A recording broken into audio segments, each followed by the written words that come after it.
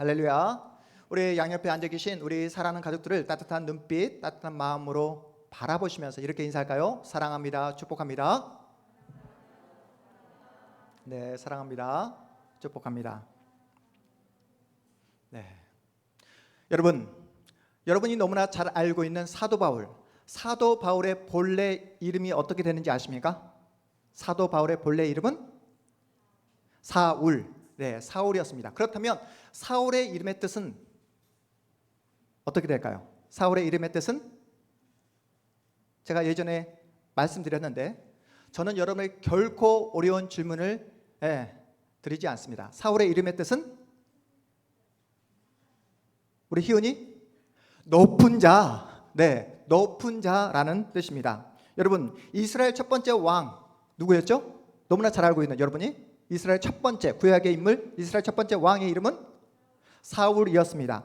바울이라는 이름으로 바뀌기 전 사울과 이스라엘 첫 번째 왕의 이름이 똑같습니다. 사울. 이름의 뜻이 뭐라고요? 높은 자. 두 사람 모두 같은 집안 사람이에요. 어떤 집안이요? 네, 같은 집안. 어떤 지파? 베냐민 지파의 사람이었습니다. 바울이라는 이름을 갖기 전 사울은 자신만만했어요. 누구 앞에서도 꿀리지 않는 엄청난 당대 최고의 스펙을 갖춘 사람이었습니다. 유대인 중에 유대인이었고요. 그리고 거기다가 당시에 많은 사람들이 부러워하는 로마 시민권까지 취득한 그런 사람이었습니다. 바울은 자신이 가진 모든 고난과 힘과 권력을 이용해 동원해서 누구를 핍박하는데? 예수를 핍박하는데 올인합니다. 왜요? 자신이 믿고 있는 유대교를 이 예수가 근간을 흔든다고 생각했기 때문에 그랬다는 거예요. 그리고 이 예수가 이스라엘 전체 사회 혼란을 어지럽게 만든다고 그렇게 믿었기 때문입니다. 그래서 사울은 예수 믿는 사람들을 잡아들이고 그 예수 믿는 사람들을 체포해서 감옥에 가두기 위해 발걸음을 재촉해서 다마스쿠스로 발걸음을 재촉합니다. 그런데 쉼 없이 달려가는데 갑자기 바울 앞에 강력한 빛이 쏟아지는 거예요. 바울의 눈이 멀 정도로 강력한 빛입니다. 예수님이 직접 누구를?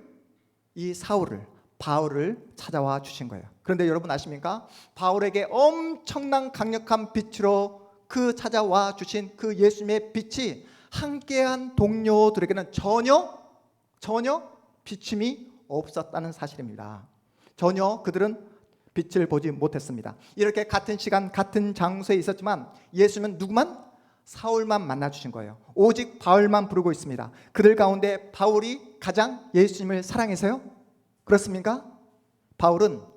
당시 사울은 가장 예수님을 핍박했던, 예수님을 가장 미워했던 사람이었어요. 예수 믿는 사람들 잡아들이고 예수 믿는 사람 죽이는데 혈안이 되어 있던 그런 사람이었습니다. 그런 사울에게 예수님이 일방적으로 찾아가 주신 거예요. 죄인 중에 괴수였던 바울을 만나 주시기 위해 예수께서 직접 바울을 만나 주신 그런 사건입니다. 그렇다면 여러분은 어떻게 구원의 빛을 경험하셨습니까?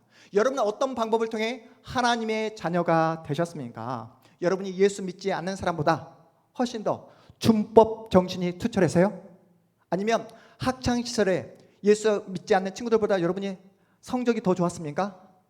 아니면 세상 사람들이 범접할 수 없는 엄청난 그런 선한 행동, 선한 어떤 그 기부를 했기 때문에 그렇습니까?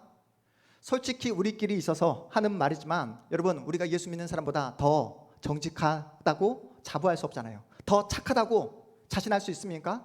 여러분, 우리가 예수 믿지 않는 사람보다 더 도덕적으로 뛰어나다고 여러분 그렇게 장담할 수 있습니까? 그렇지 않잖아요. 우리는 내가 실력이 좋아서, 내가 뭔가 남달라서 예수를 믿은 게 아니라는 것을 우리 스스로가 너무나 잘 알고 있습니다. 그런데 우리는 자꾸 내가 남달라서, 내가 특별해서 예수를 내가 선택했노라 이렇게 착각할 때가 많더라는 거예요. 내가 예수를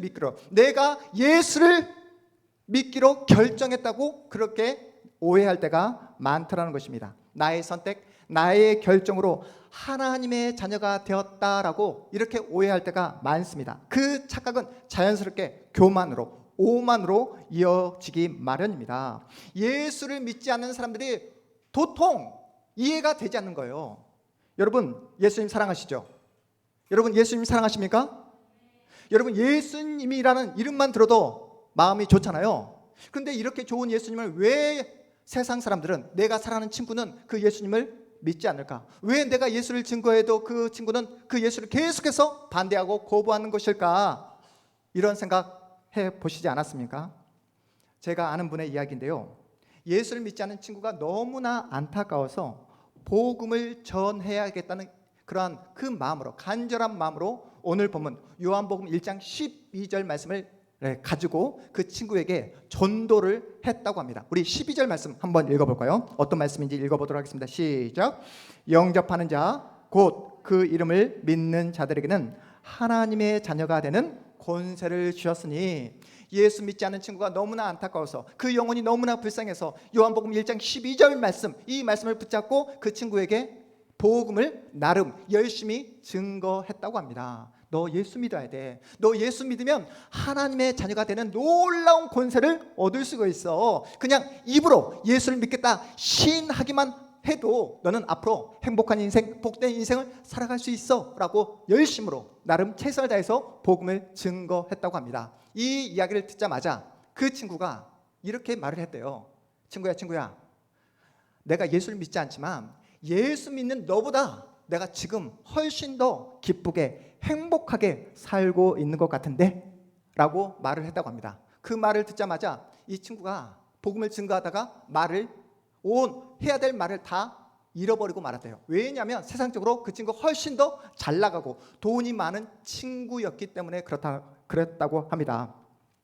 그래서 그럼에도 불구하고 뭉개지는 자존심을 꾹꾹 참으면서 그래도 예수를 증거해야 되겠다, 복음을 증거해야 되겠다는 그런 일념으로 다시 한번 마음을 다잡고, 친구야, 그럼에도 불구하고 우리 예수님 모든 것을 다 하실 수 있는 분이야. 우리 예수님 모든 것을 다 알고 계시는 전지전능하신 하나님이셔. 그 예수를 믿어야 돼 라고 이렇게 마음을 다해서 이야기하면서 그 친구가 들리지 않게끔 속마음으로는 이렇게 이야기했대요. 야 이놈아, 네가 아무리 세상에서 잘 나가고 네가 아무리 세상에서 돈이 많다 하더라도 예수님 앞에서는 너는 아무것도 아닌 존재야 라고 들리지 않게끔 속마음으로 이렇게 이야기했대요. 그런데 이 친구가, 또 예수 믿지 않는 친구가 또다시 딴지를 걸으면서, 그래, 네 말대로 예수께서 천지를 창조하시고 또 모든 것을 알고 있고 또 모든 것을 하실 수 있는 전지전능하신 분이라고 한다면 왜 지금도 전쟁이 멈추지 않는 거야? 왜 사람들은 서로가 서로를 죽이고 그렇게 억울한 사람들이 오늘도 여전히 죽어 나가는 거야? 특별히 아무런 죄가 없는 갓난아이가 태어나자마자 죽는 이유 설명해봐 라고 하면서 딴지를 걸었다고 합니다. 그 친구가 계속해서 이 친구에게 딴지를 걸으면서 이런 어려운 질문들을 하자 할 말을 잃어버렸다고 해요. 계속해서 그 친구가, 예수 믿지 않는 친구가 여기서 멈추지 않고 딴지를 걸으면서, 그래, 네 말대로 예수께서 말씀으로 천지를 창조했다고, 그래, 생각해보자. 그러면 그 예수가 모든 것을 하실 수 있고 모든 것을 알고 계시는 그 예수가 창세 전에는 뭘 하고 계셨을까? 창세 전에는 뭘 하고 계셨을까? 여러분, 우리 예수님께서 창세 전에는 뭘 하고 계셨을까요? 뭘 하고 계셨을까요? 이 친구가 복음을 증거하겠다라는 그런 그 일념으로 열심으로 화가 나지만 화를 꾹꾹 참으면서 표정 관리를 잘 하다가 계속해서 딴지를 걸고 계속해서 이상한 질문을 던지자 이 친구가 마지막에 화를 내면서 너 같은 놈 지옥에 가두려고 지옥 만들고 계셨다. 어쩔래? 이렇게 이야기를 끝냈다는 이야기를 제가 듣게 되었습니다. 여러분, 이 이야기의 메시지가 무엇입니까? 우리가 믿는 예수를 말로 설명할 수 있다 없다? 없다라는 거예요. 우리가 믿고 우리가 신뢰하고 우리의 인생의 주인 되신 그 예수를 우리가 가진 인간의 논리로 결코 설명할 수 없다는 이야기입니다. 제가 예전에 섬겼던 교회에서 만난 집사님 한 분이 계십니다. 집사님이시잖아요. 그러면 어떻게 됩니까? 교회 나와서 정말로 예배를 잘 드리고 하나님을 잘 섬기고 믿음의 복된 신앙의 그 길을 걸어가야 맞잖아요. 그런데 집사님이신데도 불구하고 계속해서 주일날 교회에 나오시지 않는 거예요. 어느 날 제가 하루 날 잡아서 그 집사님 사업장에 찾아가서 제가 신방을 하게 되었습니다. 저를 보자마자 집사님께서 하시는 말씀이, 목사님, 제가 너무나 하나님 앞에서 송구해서 목사님을 볼 면목이 없어서 제가 교회에 나가지 못했습니다. 목사님, 저도 염치라는 게 있는 사람입니다. 저도 인간입니다. 제가 매일매일 쓰러지고 넘어지고 같은 자리에서 죄를 범하고 있음에도 불구하고, 그래서 너무나 하나님 앞에 죄송스러워서 염치 때문에 제가 더 이상 교회에 나갈 수 없을 것 같습니다. 매 주일마다 참회의 기도를 드리는데 한두 번이지 같은 죄를 또 짓고 매일 또 회개하는 제 모습이 너무나 창피하고 부끄러워서 하나님 앞에 나갈 수 없을 것 같습니다. 그러니 제가 하나님 앞에 당당하게 설 때까지 제가 잠시 교회를 쉬겠습니다. 방학하겠습니다. 이렇게 이야기를 하시는 집사님을 제가 만나게 되었어요. 여러분, 이 집사님의 이야기를 들으면서 어떤 생각이 드십니까? 이 집사님 그래도 염치라는 게 있는 분이시구나. 이 집사님 그래도 예의를 가지고 있는 분이시구나. 이렇게 느껴지십니까? 그렇게 교회를 떠난 그 집사님 다시 교회로 돌아오셨을까요?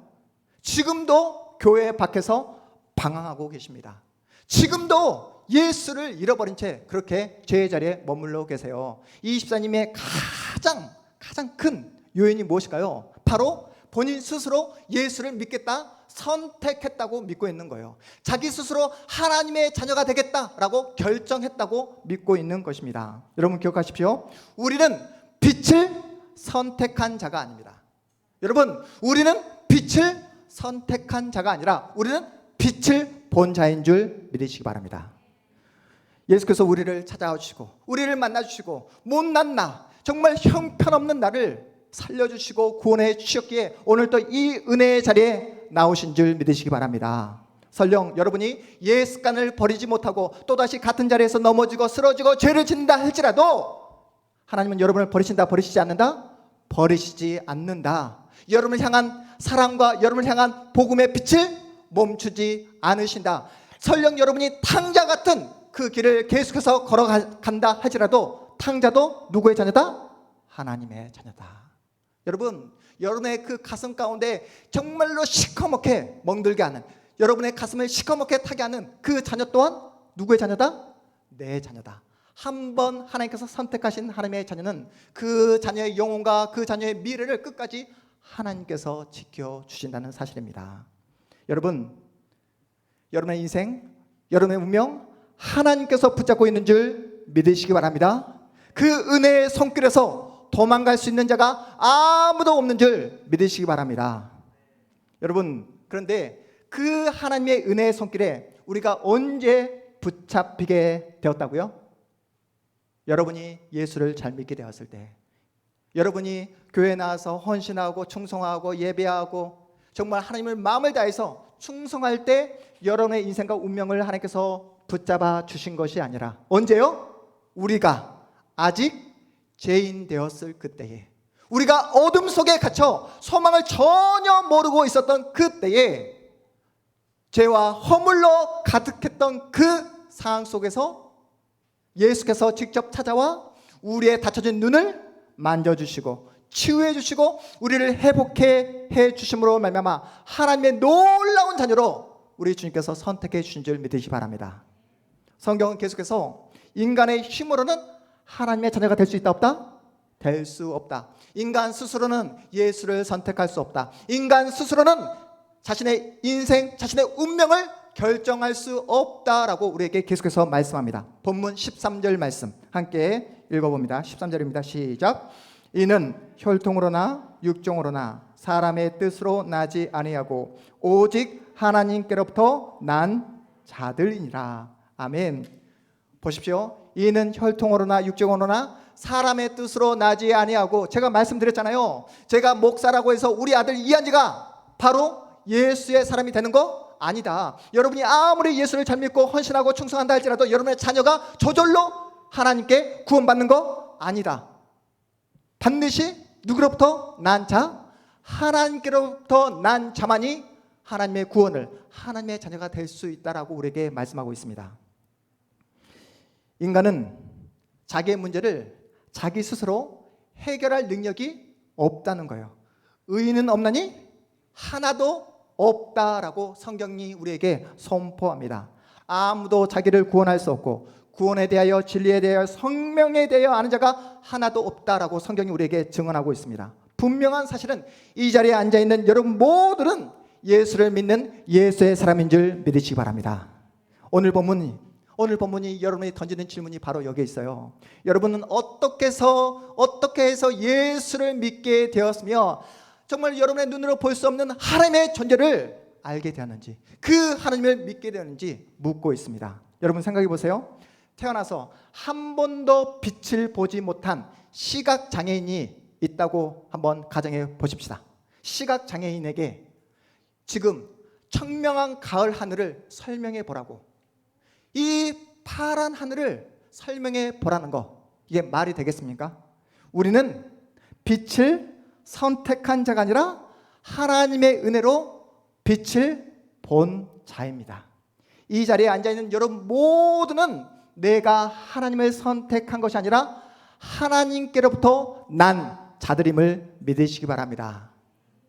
우리만이 빛을 보았고 우리만이 예수가 누구인지 알고 있습니다. 우리만이 예수를 만난 예수의 사람이라고 성경이 우리에게 그렇게 말씀하고 있는 거예요. 그래서 이제 남은 생에 어떻게 살고 싶다? 예수의 빛, 생명의 빛을 드러내며 살고 싶다는 그런 갈망이 있잖아요.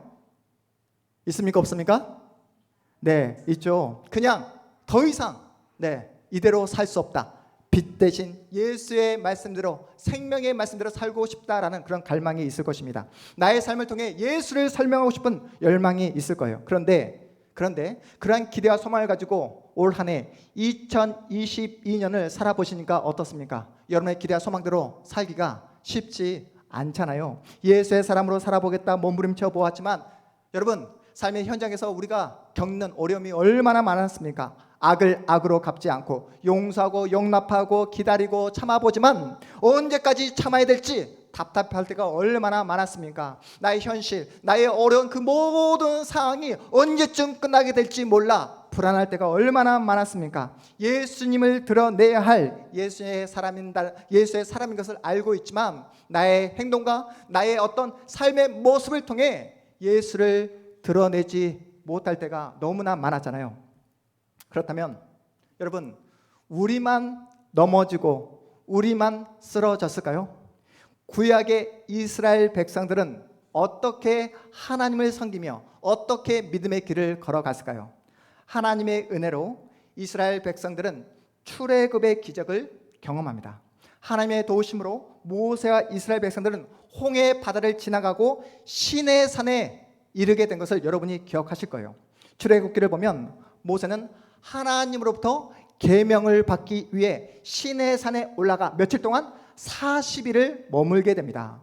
모세가 없는 동안 이스라엘 백성들 마음 가운데 무엇이? 불안감이 밀려오기 시작했어요. 모세가 없는 동안 그 이스라엘 백성들 마음 가운데 두려움이 엄습해 오기 시작했습니다. 이스라엘 백성들은 모세가 없는 동안 그 불안감, 그 두려운 마음을 어떠한 방법을 통해 해소합니까?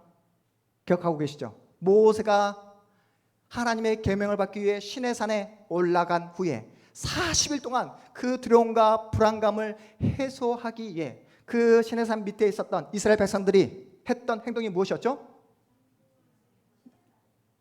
뭘 했다고요? 금 송아지를 만들잖아요. 금 송아지. 그 금 송아지를 가리켜서 뭐라고 말합니까? 여호와라, 여호와라, 이렇게 이야기합니다. 기가 막히지 않습니까? 너희를 애굽 땅에서 인도하여 낸 너희의 신 여호와라, 이렇게 이야기하며 자기들이 만든 그 금송아지 앞에 절을 하고 그 금송아지를 예배하며 자신 안에 있는 그 불안과 두려움을 떨치고 있는 이스라엘 백성들을 여러분이 기억하실 겁니다. 하나님의 놀라운 은혜와 기적을 경험했음에도 불구하고 이스라엘 백성들은 치명적인 죄를 범하고 맙니다. 돌이킬 수 없는 우상의 자리로 떨어지고 말았어요. 심판받아 마땅합니다. 당장 죽어도 할 말이 없습니다. 그런 상황 속에서 하나님께서 이스라엘 백성들에게 했던 약속의 말씀이 무엇인지 아십니까? 우리 출애굽기 34장 6절에서 7절까지의 말씀, 우리 화면을 통해서 보도록 하겠습니다. 우리 계속해서 요한복음 말씀을 봐야 되니까 출애굽기 34장 6절에서 7절까지의 말씀 함께 읽어보겠습니다. 시작. 여호와께서 그의 앞으로 지나시며 선포하시되 여호와라, 여호와라. 자비롭고 은혜롭고 노하기를 더대하시고 인자와 진실이 많은 하나님이라. 인자를 천대까지 베풀며 악과 과실과 죄를 용서하리라. 그러나 벌을 면제하지는 아니하고 아버지의 악행을 자손 3, 4대까지 보응하리라. 아멘. 여러분 보이십니까? 금송아지를 만들고 하나님을 배신했던 이스라엘 백성들을 향해 하나님께서 무엇을 선포하십니까? 용서를 선포하십니다. 우리는 여기서 무엇을 볼 수 있죠? 자비롭고 은혜롭고 노하기를 더디하시는 하나님의 인자한 성품을 우리가 엿볼 수 있습니다. 여기가 너무 중요한데요. 오늘 본문의 저자인 누구요? 사도 요한은 이 출애굽기 34장의 말씀을 그대로 차용해 옵니다. 그대로 가져와서 누구를 설명합니까? 예수 그리스도를 설명합니다. 인자와 진실이 많으신 하나님의 성품을 이제 누구를 통해서 보이십니까? 바로 예수 그리스도를 통해서 보이십니다. 예수 그리스도 안에서 완벽하게 설명할 수 있다라고 사도 요한은 우리에게 말씀하고 있는 거예요. 그래서 본문 14절에 이렇게 고백합니다. 우리 14절 말씀 함께 읽어봅니다. 시작. 말씀이 육신이 되어 우리 가운데 거하심에 우리가 그의 영광을 보니 아버지의 독생자의 영광이요 은혜와 진리가 충만하더라. 아멘.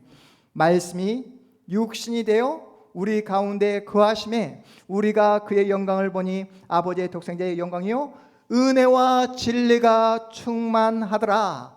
은혜와 진리가 충만하신 예수님이 진정한 하나님의 영광이라고, 진정한 하나님의 그 존재의 모습이라고 요한은 설명하고 있습니다. 우리는 하나님의 은혜로 예수를 믿게 되었고 그 예수의 이름으로 하나님의 자녀가 되었습니다. 말씀이 육신이 되어 우리에게 직접 찾아와 주신 거예요. 우리에게 자신을 찾아오라고, 찾아온 자만이 구원을 받을 수 있다라고 말씀하신 것이 아니라 말씀이신 예수님이 직접 우리에게 찾아와 주심으로 우리 안에 거하시게 되었다라고 말씀하고 있는 것입니다.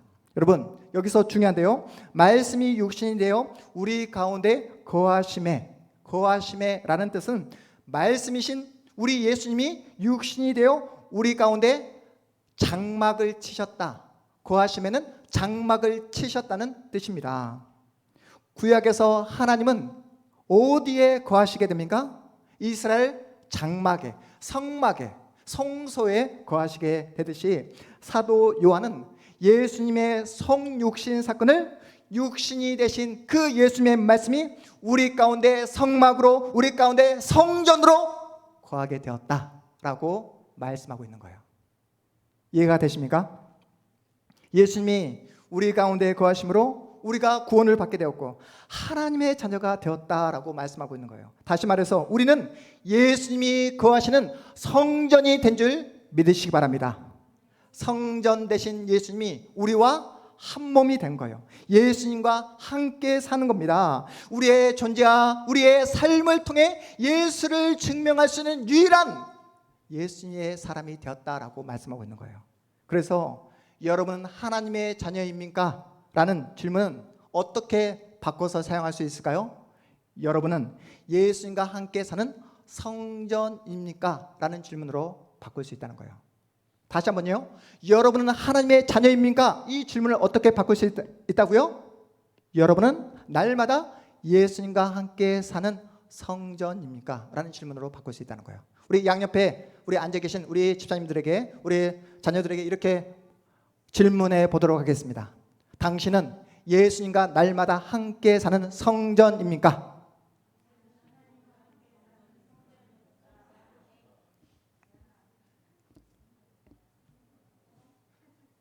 문영 입사님, 김준강 입사님이 뭐래요? 성전입니까? 라고 물어보니까 그렇습니까? 네, 그렇습니까? 네, 여러분 우리 안에 예수가 거하심으로 우리는 예수와 함께 살게 되었고 예수와 함께 사는 우리는 성전이 되었다. 따라서 예수와 날마다 함께 살아가는 성전이기에 여러분이 걸어가는 그곳에 하나님의 나라가 세워지는 줄 믿으시기 바랍니다.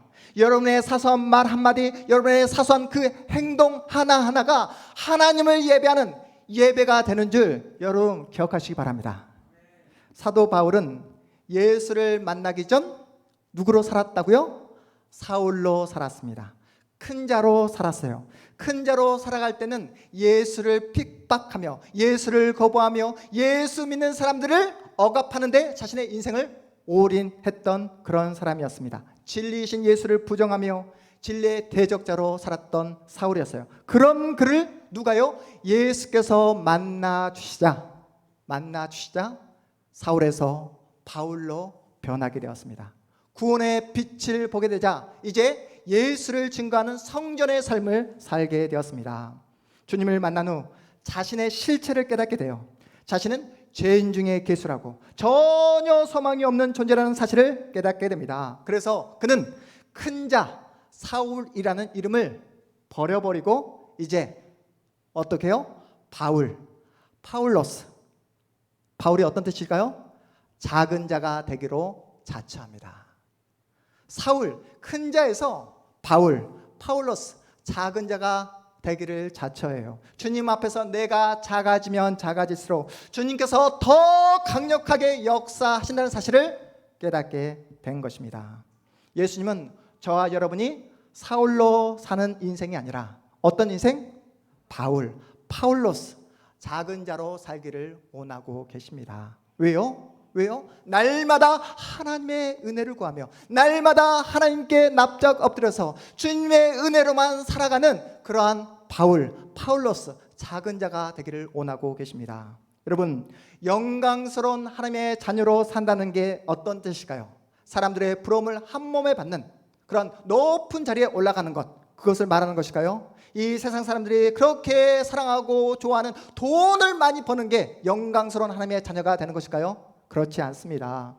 오늘 말씀을 통해서 우리에게 영광스러운 하나님의 자녀가 된다는 것을 우리에게 분명하게 말씀하고 있습니다. 하나님의 성품을 담는 거예요. 자비롭고 은혜롭고 노하기를 더디하시는 인자한 사람이 되는 것입니다. 진실한 사람으로 살아가는 거예요. 나의 인격과 성품을 통해 나를 성전 삼아주신 예수를 드러내며 사는 삶이 바로 영광스러운 하나님의 자녀된 삶입니다. 영광스러운 하나님의 자녀된 삶, 그리고 예수의 성전을 보여주는 삶이 어떠한 모습인지를 그냥 한마디로 한눈으로 이해할 수 있게끔 해주는 시 한 편을 여러분에게 소개하기 위해 오늘 이 아침 시 한 편을 가지고 왔습니다. 김승희 시인이 쓴 새벽밥이라는 시입니다. 제가 예전에 여러분에게 한번 소개한 적이 있는데요. 한번 읽어보도록 하겠습니다. 새벽밥 함께 읽겠습니다. 시작. 새벽에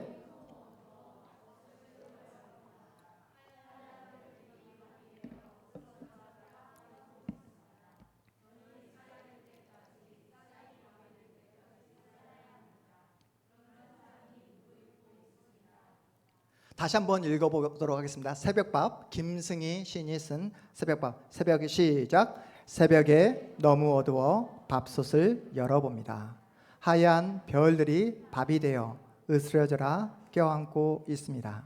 별이 쌀이 될 때까지, 쌀이 밥이 될 때까지 살아야 합니다. 그런 사랑이 무르익고 있습니다. 사랑하는 여러분, 하나님은 지금도 일하고 계신 줄 믿으시기 바랍니다.